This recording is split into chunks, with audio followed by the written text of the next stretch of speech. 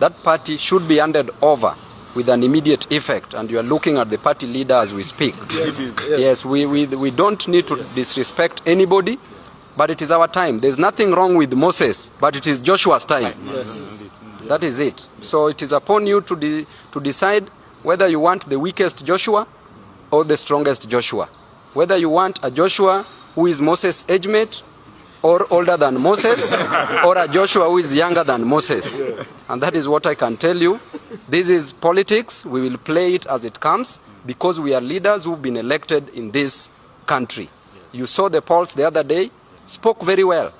The polls stated clearly that Babu Owino should be the party leader at 33%, followed by my father, Honorable Dr. Oburu Odinga at 10%, followed by Gladys Wanga at 7%. And then the others shared 1%. So clearly the people have spoken. Baba Oburu, tafadhali, kiti hiki cha party leader umeshikilia.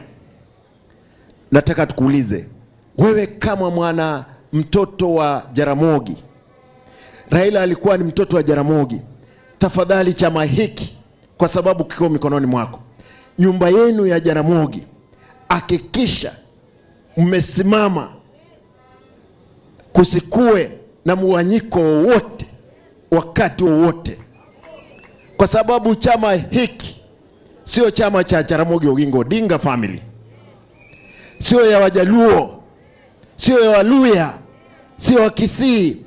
Vile Mheshimiwa Ahmed amesema, ni Kenya mzima. Na sisi, na mimi mnanijua tu, kando na kuwa gavana, nimekuwa mbunge tamu mbili kule Nairobi. Pia sisi ni wafujo wakati mwingine. Ukileta fujo, tunaleta fujo. Chama hiki tutahakisha kimesimama. Vijana hoye! Vijana mpo? Kina mama mpo? Muko tayari? Mwisho,